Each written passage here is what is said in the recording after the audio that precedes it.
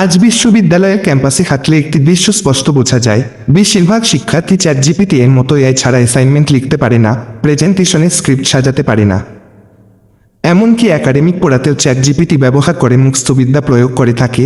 এক ক্লিকেই জটিল গবেষণার সারসংক্ষেপ তৈরি হয় বলে তারা আর নতুন করে চিন্তা করে না, গবেষণা করে না, এমনকি যুক্তিতর্কে প্রশ্ন করাও ভুলে যাচ্ছে। এই অবস্থায় একজন শিক্ষার্থী জ্ঞান অর্জনকারী না হয়ে জ্ঞান কপি পিস্তকারী হয়ে যাচ্ছে। দ্রুততা, সহজলভ্যতা এবং তাৎক্ষণিক সমাধানের এই প্রলোভন আজ কলেজ ও বিশ্ববিদ্যালয়ের তরুণ প্রজন্মকে ব্যাপকভাবে আকৃষ্ট করছে। বৈশ্বিক পরিসংখ্যানে দেখা যাচ্ছে, বহুলাংশে শিক্ষার্থীরা এখন নিয়মিতভাবে এই সহজ সমাধান বেছে নিচ্ছে, যা শিক্ষার্থীদের নিজস্ব মেধা ও মৌলিক চিন্তাভাবনাকে অকেজো করে দিচ্ছে।